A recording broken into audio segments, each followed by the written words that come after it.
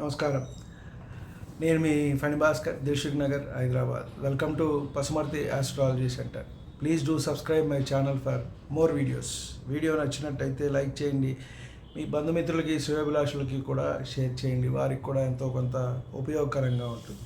మనము జ్యోతిష్యంలోని అన్ని అంశాలను కూడా ఒక్కొక్క రకంగా కూడా ఒక్కొక్క విధంగా తెలుసుకుంటూ మనం లోతుగా అధ్యయనంలోకి వెళ్తూ ఉన్నాం. ఫలిత భాగంలో మనం కొంచెం రాణించాలన్నా, ఫలితం మీద పట్టు సాధించాలన్నా కూడా మనకి బేసిక్ పాయింట్స్ అన్నీ కూడా తెలిసి ఉండాలి. రాశికారకత్వాలు అనుకోండి, గ్రహకారకత్వాలు అనుకోండి, భావకారకత్వాలు అనుకోండి, అలాగే గ్రహం యొక్క బలాబలాలు, అలాగే స్వక్షేత్ర, ఉచ్చక్షేత్ర, మూల త్రికోణాలు, అస్తంగత్వాలు, నీచాలు, డిగ్రీలు, ఇవన్నీ మనకి తెలిసి ఉంటేనే మనము ఆ ఫలితం అనేది కొంచెం అంచనా వేయటానికి మనం దగ్గర దాకా రాగలుగుతాం. ఎందువల్ల అంటే జ్యోతిష్యం అనేది ఇది ఏదైతే ఉందో 100% మనకి వస్తుంది అని చెప్పడానికి లేదు. సైన్స్ ఇది ఒక రకంగా చెప్పాలి అంటే సైన్స్తో మనం సరితూగవచ్చు. కానీ ఇక్కడ ఏంటంటే ఇది మనం పూర్వజన్మ పాపపుణ్య ఫలితాలు ఈ జన్మలో అనుభవిస్తాము అని చెప్పని మనం గట్టిగా నమ్మే మనం సిద్ధాంతము, మనదంతా కూడా కర్మ సిద్ధాంతము. కాబట్టి ఎంతవరకు ఇది వస్తుంది, ఎంతవరకు ఇది మనం ఫల నిరూపణ చేయవచ్చు అనేది మనం దీని మీద మనం పట్టుబట్టి, దీని మీద చేసే ప్రాక్టీస్ని బట్టి, అలాగే మనం చదువుకునే ప్రామాణికమైన గ్రంథాలను బట్టి కూడా ఇది ఉంటుంది. మనము ఈ వీడియోలో ఆరూఢ చక్రం గురించి తెలుసుకునే ప్రయత్నం చేద్దాం. ముఖ్యంగా ఈ ఆరూఢ చక్రము జైమినీ సిద్ధాంతానికి చెందింది. మనం మళ్ళీ జైమినీ సిద్ధాంతంలో కొన్ని వీడియోలు జైమినీ పరంగా కూడా కొన్ని చేసుకుందాం. ఇక్కడ ముఖ్యంగా మనకి రాశి చక్రము, నవాంశ చక్రము ఇది పరాశర వారిది. కాబట్టి రాశిలో ఉన్న గ్రహస్థితి ఏ విధంగా ఉంది, ఆ గ్రహము యొక్క బలాబలాలని మనం నవాంశలో బేరేజ్ వేస్తాం. అలాగే జైమినీ సిద్ధాంతంలో రాశి చక్రంతో పాటు ఆరూఢాన్ని కూడా పరీక్షిస్తారు. సో రూఢము అంటే రూఢి అక్కడే కనబడుతోంది. రూఢి చేసి చెప్పేది అంటే గట్టిగా నొక్కి ఒక్కానించి చెప్పేది. కాబట్టి ఇది ఫలితం ఇస్తుంది, ఇది ఇస్తుంది, ఇది ఎవరిస్తారు అనేది మనం చూసుకుంటూ ఉంటాం. మనం లగ్నం నుంచి కూడా ద్వాదశ భావాల పరీక్షను మనం చేసుకుంటూ ఉంటాం. లగ్నం మన గురించి చెప్తూ ఉంటుంది, ద్వితీయం కుటుంబము, ధనము, వీటి గురించి చెప్తుంది, తృతీయం అన్నదమ్ములు, సోదరులు, చతుర్థము, అలాగే మాతృదేవత, అలాగే మనకి వచ్చే వాహనాలు, ఇళ్ళు, వీటి గురించి పంచమం, విద్య, షష్టము, శత్రు రోగ రుణాలు, సప్తమం భార్య, దారారూఢం అంటాం దాన్ని, అలాగే అష్టమం రోగాల గురించి, 9 భాగ్యారూఢం అంటాం, దశమం, అలాగే లాభారూఢం 11, పియారూఢం 12. ఇక్కడ మనకి వచ్చేడాది అప్పటికే దాన్ని ఉపపదం అని కూడా అంటాం. అంటే మనకి మృత్యువు కూడా ఎవరు ఇస్తారు, ఏ దశలో జరుగుతుంది అనే విషయాన్ని కూడా ఇక్కడ మనం రూఢి చేసి చెప్పవచ్చు. విషయాలు మనం చెప్పే విషయాలు కాదు, కానీ మనం పరీక్షించుకునేటప్పుడు మనం పరీక్ష చేసుకుంటూ ఉంటాము. ఒక వ్యక్తి వచ్చినప్పుడు కొంతమంది అడుగుతూ ఉంటారు, ఇలా మా అమ్మగారికి ఆరోగ్యం బాగాలేదండి, మా నాన్నగారికి ఆరోగ్యం బాగాలేదండి, ఇలా ఉన్నప్పుడు అది ఇది అన్నప్పుడు మనం చూస్తూ ఉంటాం. కానీ ఆ విషయాన్ని వారికి చెప్పం. కొంచెం ఇబ్బందిగా ఉందండి, కొంచెం జపం చేయించుకోండి, దానం చేసుకోండి, ఇలా పూజ చేసుకోండి, హోమం, అభిషేకం అలా చేసుకోండి అని చెప్తాం. కొంచెం అక్కడి నుంచి బయటపడతారు అనుకుంటే షష్టాధిపతి కనెక్షన్ వచ్చింది అంటే, అదే అష్టమాధిపతి కనెక్షన్, వ్యయాధిపతి కనెక్షన్, తృతీయము, అష్టమము ఇలా అన్నీ వచ్చేసాయి అంటే రాహుకేతువుల కనెక్షన్, బుధుడు, ఇవన్నీ వచ్చినప్పుడు కొంత మనం ఉపయోగం లేదు అని మనకి తెలిసినా కూడా కొంత వాళ్ళ ఉపశమనార్థం అంటే ఇక్కడ మనం ఏదో వాళ్ళని తప్పుదారి పట్టించడమో మోసం చేయటమో కాదు. కొంత మనం ఇది చేసుకోండి, ఇంతకు మించి ఇంకా వద్దు, ఇప్పుడు అక్కర్లేదు అని చెప్పి మనం పంపించి వేస్తూ ఉంటాం. కాబట్టి ఇవన్నీ కూడా మనము రూఢి చేసి గట్టిగా చెప్పవచ్చు. మనం ఏది సప్తమాధిపతి ఎలా ఉన్నారు, భాగ్యాధిపతి ఎలా ఉన్నారు, దశమాధిపతి ఎలా ఉన్నారు, అదే ద్వితీయాధిపతి, తృతీయాధిపతి, చతుర్థాధిపతి, ఇవన్నీ కూడా మనం చూసి చెప్పవచ్చు. ముఖ్యంగా ఈ ఆరూఢ లగ్నాన్ని మనం ఆరూఢ చక్రాన్ని ఎలా వేసుకోవాలి అని అంటే మొత్తం అలాగే 12 భావాలు కూడా మనకి ఇక్కడ ఉంటాయి. అక్కడ మనము నవాంశలో లాగా గ్రహాలు వేసుకోము. అలా వేసుకోకుండా లగ్నం ఎక్కడ పడిందో దాన్ని లగ్నారూఢంగా తీసుకుంటాము. అలాగే ద్వితీయాధిపతి ఎక్కడున్నాడో దాన్ని ధనారూఢంగా తీసుకుంటాము. తృతీయాధిపతి ఎక్కడున్నారో భాతృరుడంగా తీసుకుంటాము. అలాగే చతుర్థాధిపతి మాతృరుడం, పంచమాధిపతి విద్యారుణంగా తీసుకుంటాము.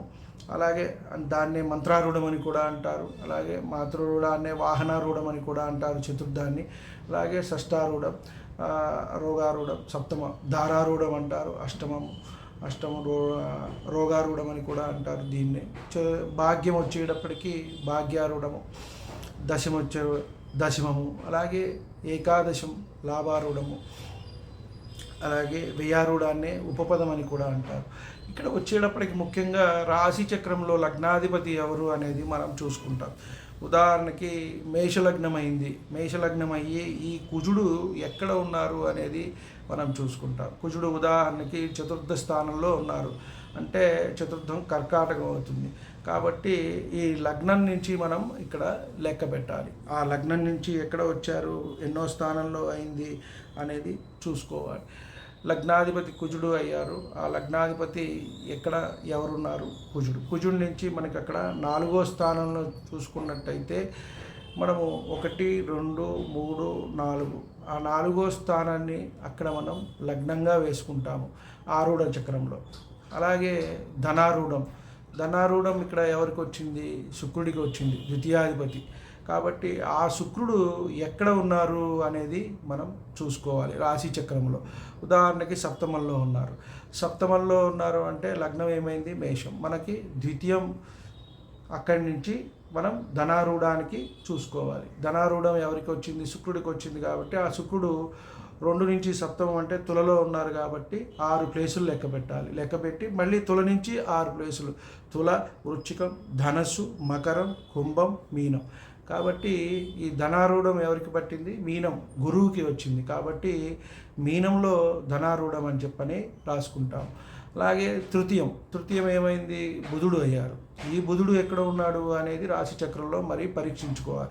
ఉదాహరణకి అక్కడ మిథునంలోనే ఉన్నారు కాబట్టి దాన్ని మళ్ళీ అక్కడే వేసేసుకుంటే సరిపోతుంది. ఎక్కడ ఉంటే అక్కడే వేసుకోవాలి. కాబట్టి భాతృరుడం మిథునంలోనే వస్తుంది ఇక్కడ ఆరూఢ చక్రంలో. మళ్ళీ తర్వాత చతుర్థం అనేటప్పటికీ వాహనారూఢం. చతుర్థం ఎవరు, చంద్రుడు. అంతే కదా, కర్కాటకానికి అధిపతి చంద్రుడు. కాబట్టి ఈ చంద్రుడు ఎక్కడ ఉన్నాడు అనేది చూస్తాం. ఉదాహరణకి ఈయన ధనస్సులో ఉన్నారు అంటే చతుర్థం నుంచి ధనస్సుకి లెక్క పెట్టుకోవాలి. ఎంత అయింది, 6 అవుతుంది. 4, 5, 6, 7, 8, 9. ధనస్సు 9వ స్థానం కాబట్టి 6 స్థానాలు. మళ్ళీ ఇక్కడి నుంచి 6 స్థానాలు మనం వేసుకోవాలి. ధనస్సు నుంచి 6వ స్థానం వృషభం అవుతుంది. కాబట్టి వాహనారూఢం శుక్రుడికి పట్టింది. అక్కడ మనం వృషభంలో వేసుకోవాలి. అక్కడ వాహనారూఢం అని చెప్పని అక్కడ వేసుకోవాలి. కాబట్టి ఇక్కడ శుక్రుడు ఇతనికి మంచి వాహనాన్ని, మంచి విలాసవంతమైన గృహాలను, ఎప్పుడూ కూడా చక్కని భోజనాన్ని, రుచికర భోజనాన్ని, చాలా ఆహ్లాదకరమైన ఇంటిని, ఇవన్నీ కూడా అక్కడ ఇవ్వటానికి అవకాశం అనేది ఉంటుంది. కాబట్టి ఇట్లా మనం రూఢీ చేసి చెప్పవచ్చు ఆరూఢ లగ్నాన్ని పరీక్షించి. అలాగే మంత్రారూఢం ఎవరికి పట్టింది, మనం మేషలగ్నాన్ని ప్రామాణికంగా తీసుకొని చెప్పుకుంటున్నాం కాబట్టి రవికి వచ్చింది. ఈ రవి ఎక్కడ ఉన్నారు అని చెప్పేది మనం రాశి చక్రంలో పరీక్షించుకోవాలి. ఉదాహరణకి ఆయన మీనంలో ఉన్నారు అనుకుందాం. మనం ఇక్కడ సింహం నుంచి మీనానికి లెక్క పెట్టుకోవాలి. ఇక్కడి నుంచి అక్కడికి లెక్క పెడితే 8 అవుతుంది. కాబట్టి మళ్ళీ సింహంలో ఉన్నారు కాబట్టి అక్కడి నుంచి 8వ స్థానంలో వేయాలి. అంటే ఎక్కడైంది, అది తుల అవుతుంది. కాబట్టి మంత్రారూఢం కూడా ఇక్కడ శుక్రుడికే వచ్చింది. కాబట్టి శుక్రుడికి వాహనారూఢము వచ్చింది, మంత్రారూఢము వచ్చింది. అంటే మంచి పొజిషన్లో ఈయన ఉంటారు. వంశపారపర్యంగా వచ్చే ఏదైనా వ్యాపారం కానివ్వండి, అలాగే ఉద్యోగంలో కానివ్వండి, అలాగే మంచి విద్యలు నేర్చుకుని ప్రప్రథమంగా పేరు సంపాదించుకుంటాం, దాంతోపాటు డబ్బులు కూడా సంపాదించుకుంటారు అని చెప్పవచ్చు. అలాగే షష్టం చూసుకున్నట్టయితే మేషం నుంచి కన్య అవుతుంది. ఈ కన్య మనకి బుధుడు ఎక్కడున్నారు అనుకున్నాం, ఇందాక మిథునంలో ఉన్నారనుకున్నాం. అదే తీసుకున్నట్టయితే మనకి మళ్ళీ ఇక్కడి నుంచి అక్కడ లెక్క పెట్టుకోవాలి. ఎక్కడ నుంచి వేస్తే అక్కడ 6వ స్థానం కన్య అయింది కాబట్టి కన్య నుంచి మిథునానికి 10 అవుతుంది. కాబట్టి మళ్ళీ మిథునం నుంచి 10 వేయాలి. అంటే ఎక్కడైంది, మీనం అవుతుంది. కాబట్టి ఇక్కడ మనకి షష్టారూఢం, రోగారూఢం ఎవరికి వచ్చింది, గురువుకి వచ్చింది.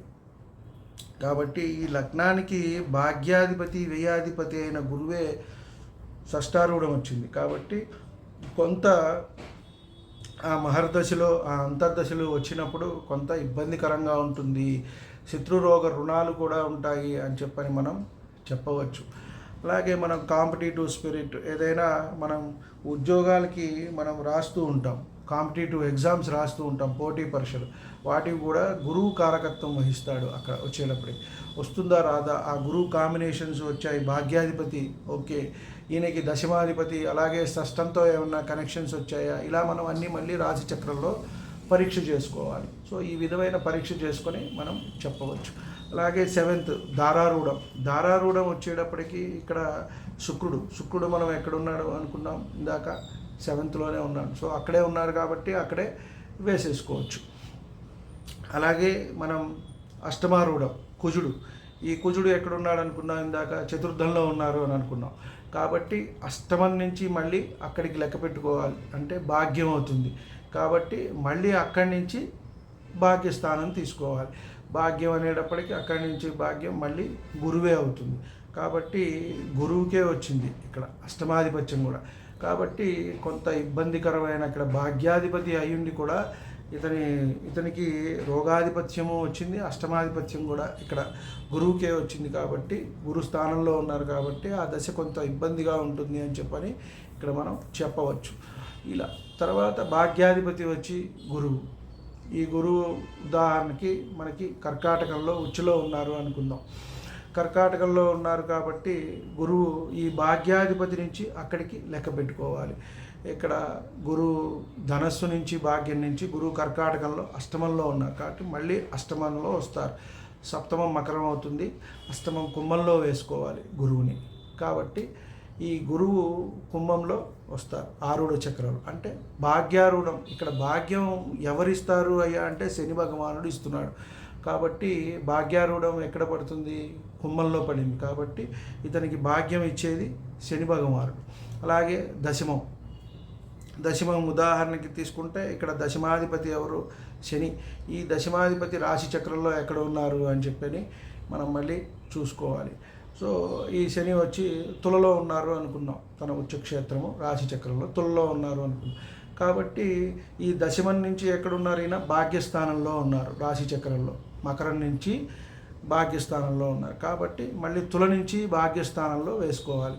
కాబట్టి మేషము, వృషభము, మిథునం. కాబట్టి ఇతనికి దశమము రాజ్యారూఢము ఎక్కడొస్తుంది, బుధుడు. అంటే బుధుడు ఇక్కడ ఇతనికి అధికారము, ఉద్యోగము, సంఘంలో పేరు ప్రతిష్టలు, గొప్ప ఉద్యోగము, ఇలా పదవులు ఇవన్నీ కూడా ఇక్కడ బుధుడు ఇస్తాడు అని చెప్పని మనం చెప్పవచ్చు. అలాగే రాజ్యారూఢం శని. మరి ఇక్కడి నుంచి మళ్ళీ శని ఎక్కడ ఉన్నారు అనేది మనం చూసుకోవాలి. కుంభం నుంచి చూసుకున్నట్టయితే మనకి 7, 8, 7, 8, 9. ఇందాక మనం మకరం నుంచి చూసుకున్నాం, దశమం అయింది. మకరం నుంచి చూసుకున్నట్టయితే మకరం నుంచి దశమం అయింది. కాబట్టి చంద్రుడు గొప్ప ఫలితాలు ఇస్తాడు అని చెప్పని ఇందాక మనం చెప్పుకోవాలి. రాజ్యారూఢానికి దశమం చంద్రుడు అయింది కాబట్టి అక్కడ చంద్రుడు ఆ దశలో కానివ్వండి, చంద్రుడు మంచి పేరు ప్రఖ్యాతులు గుర్తింపు రావడానికి ఉపయోగపడతాడు అని చెప్పాలి. అలాగే లాభారూఢం కూడా శనికే వచ్చింది. కాబట్టి 7 శని మనం తులలో ఉన్నారనుకున్నాం కాబట్టి భాగ్యం. కాబట్టి ఇక్కడ బుధుల్లోకి వచ్చాడు. కాబట్టి అన్నదమ్ములు, సోదరులు, వీళ్ళ వల్ల అతనికి లాభం ఉంటుంది అని చెప్పని మనం ఇక్కడ చెప్పవచ్చు. వ్యయారూఢం వచ్చి గురువు. కాబట్టి గురువు ఎక్కడున్నాడు, కర్కాటకంలో ఉన్నాడు అని చెప్పని అనుకున్నాం మనం. కాబట్టి అక్కడి నుంచి 5వ స్థానంలో ఉన్నారు. కాబట్టి మళ్ళీ అక్కడి నుంచి 5వ స్థానం కర్కాటకం. కాబట్టి వ్యయారూఢం అనేటప్పటికీ ఉపపదము అని కూడా దీన్ని అంటాము. దాన్ని మనం తీసుకుని వృచ్చికంలో వేసుకోవాలి. కాబట్టి ఇక్కడ కుజ దశలో కానీ కుజ అంతర్దశల్లో కానీ ఇబ్బంది ఉంటుంది. మనం ఇప్పుడు వేసుకున్న ఈ మేషలగ్నానికి మనం ఇలా చెప్పుకోవచ్చు. కాబట్టి చూడండి, లగ్నాధిపతి ఆయన అష్టమాధిపతి కూడా అయ్యాడు. అయినా ఇక్కడ దశలో ఇబ్బంది పడవచ్చు అని చెప్పని మనం ఇక్కడ చెప్తున్నాం. కాబట్టి కుజ మహర్దశలో కానీ కుజ అంతర్దశలో కానీ రావుకేతువుల కనెక్షన్, బుధ అంతర్దశ కనెక్షన్ వచ్చినప్పుడు ఇతనికి ఈ జాతకుడికి ఇబ్బంది కలుగుతుంది అని చెప్పని చెప్పడం జరిగింది. ఇది ఉదాహరణకి మాత్రమే చెప్పడం జరిగింది, ఇది ఎవరి జాతక చక్రము కూడా కాదు. కాబట్టి ఆరూఢ లగ్నాన్ని మనం ఆరూఢ చక్రాన్ని ఈ విధంగా వేసుకోవాలి. అక్కడి నుంచి మనం ఏ భావాధిపతిని చూస్తున్నాము, లగ్నాధిపతి, ధనాధిపతి, అలాగే తృతీయాధిపతి, ధారాధిపతి, రాజ్యాధిపతి, లాభాధిపతి, వ్యయాధిపతి. అక్కడి నుంచి అన్నో స్థానంలో ఆయన ఎక్కడున్నారో, ఏ గ్రహం అయితే ఆ గ్రహం ఆయన ఎక్కడున్నారో చూసుకొని అన్నో స్థానంలో వేసుకుంటే మనకి ఆరుఢ చక్రం అనేది వస్తుంది. దాన్ని బట్టి మనం ఆ ఫలితాన్ని రూఢీ చేసి చెప్పవచ్చు. ఇది జైమిని పద్ధతిలో మనం అత్యంత విశేషంగా వాడే ఒక చక్రాల్లో ఇది ఒక చక్రం. కాబట్టి దీని మీద కూడా మనకి కాస్త అవగాహన ఉండటం, పట్టు ఉండటం అనేది ఎంతైనా చెప్పదగ్గ అంశం. వీడియో నచ్చినట్టయితే లైక్ చేయండి, అలాగే మీ బంధుమిత్రులకి, శ్రేయోభిలాషులకి కూడా షేర్ చేయండి. ఛానల్ ఇంతవరకు సబ్స్క్రైబ్ చేసుకోకపోతే సబ్స్క్రైబ్ చేసుకోండి. ధన్యవాదాలు.